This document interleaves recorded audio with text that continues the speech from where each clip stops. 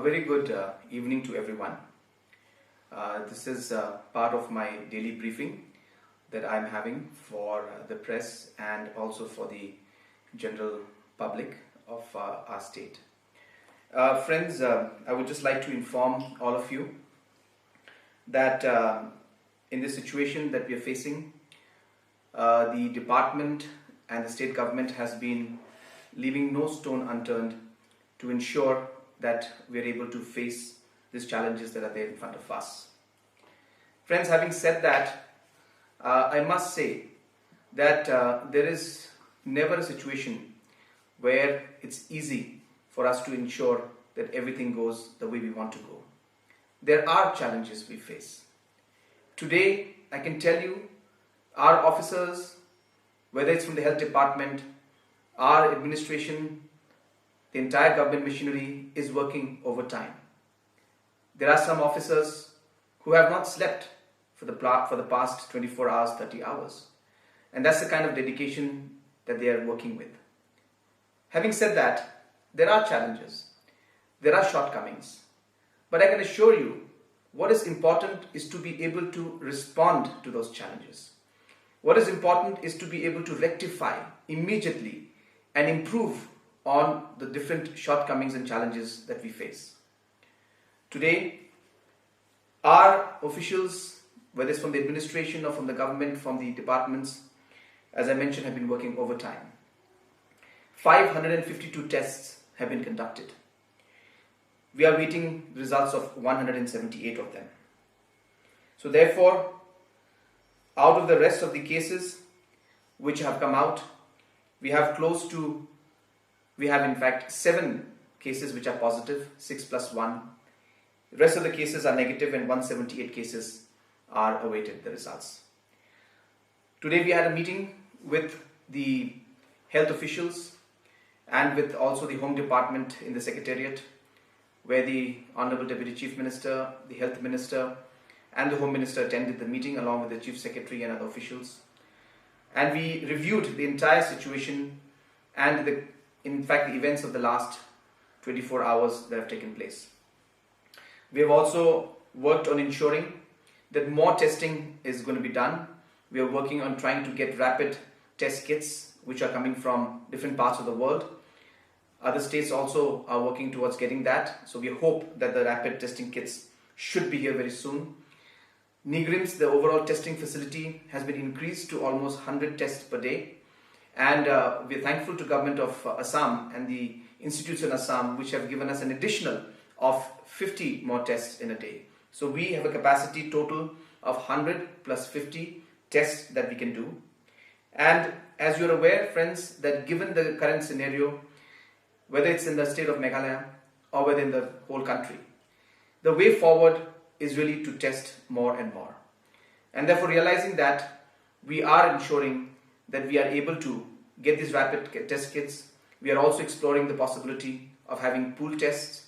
But in the initial stages, it will be very important for us to do the primary testing. The primary contacts have to be tested first. And this is the phase that we're going through, where we want to complete those, which will be done very, very soon. So friends, with these few words, I know that the press has some questions that they want to ask. I will be happy to respond to those questions that have been asked by the press.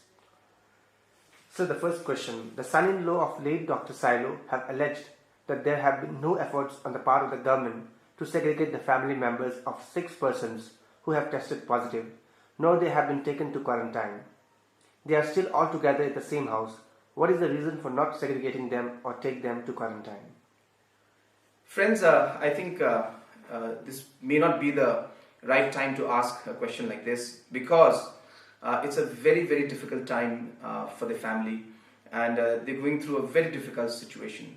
And of course, there are many factors one has to remember, which I don't feel appropriate that I should express right now in the press at this point in time. But we need to respect the space of the family. Necessary guidelines, necessary precautions, safety measures which should be taken, appropriate sanitization and appropriate information, has been given to the concerned family. In fact, even though the situation was very, very emotional for them.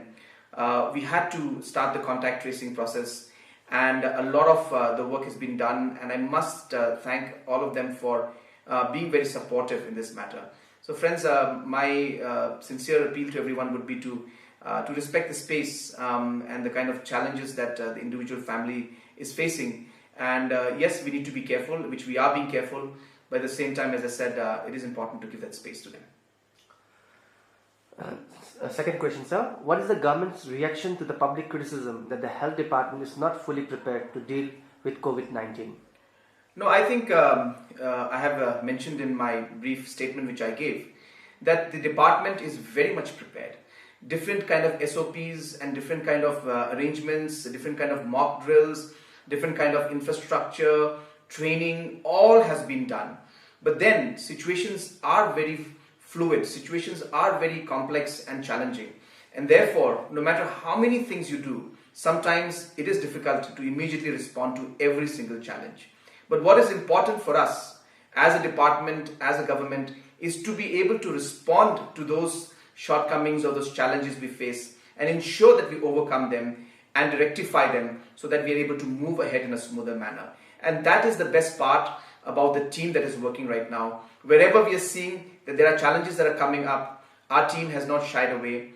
From the chief secretary level to the departmental heads, to our deputy commissioners, to our police force, to the people on the ground, I must tell you, and I must congratulate you and thank you for the commitment you have. You're doing an excellent job. The government and the state and the people are with you. We know that there are difficult times, but if all of us work together, I'm sure that we'll be able to get through this phase. Next question, sir. Will the government take action against those people who blocked yesterday's funeral at Jhalupara?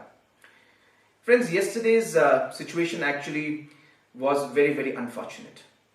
When this happened and when the government had decided that we'll be taking the body for cremation to that particular location, initially the team had gone to check the location.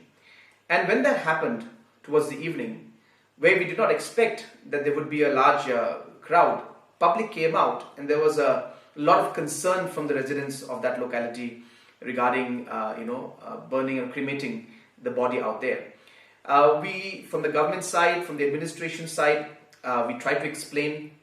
I spoke to both the MLAs concerned and some of the MLAs from Shillong City to resolve this issue, as this is very important and very urgent, and there is nothing to fear because this is being done in a very, very safe manner. All the safety protocols are being followed. There would be no risk to society, and therefore all these aspects were cleared and clarified. And in spite of that, there were some concerns shown by the locality.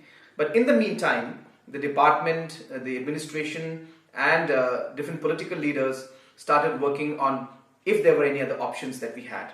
I'm thankful to the Presbyterian Church and the leaders out there, the pastors and the reverends out there, who have really shown their true character and have really shown their heart to everybody by ensuring and by allowing the burial of the departed soul in their graveyard. And I think when that option came in front of us, we felt that that would be the most simple way to move forward, and it would be a very, very fitting burial for him. Of course, though there were certain personal desires that he had, but in this given circumstance and given situation, this was the best that from the government side we could do. And I'm once again thankful to the Presbyterian Church and to all the leaders who have really facilitated the particular process. So last question. MHA has issued direction to exempt the lockdown for farmers and other farming related businesses. In view of the positive COVID case in the state, what is the government's stand on the relaxation? What are the steps taken so far to facilitate the farmers because it's the beginning of the season? Yes, before this particular COVID case came out, we had already decided that we will allow the farming activities to take place. But of course, after the COVID positive court case, we had to review certain decisions. And a lot of the decisions that were made for the urban-centric locations, mainly Shillong, all those decisions were repealed. But the issue of the farmers and allowing the farmers, as mentioned by MHA, the MHA has allowed it. So in a very careful and following basic protocols, the different farmers, by ensuring that there will be no individuals or no workers coming in from any other part of the state, for any other part of the country, and also ensuring that there will be no inter-district movement. Certain relaxation to farmers is being allowed, and that too, but will be when there's a very strict supervision, because we also need to ensure that this season, when the farmer community needs to sow their seeds, does not go away without any efforts and any work. So therefore, there will be some relaxation in that.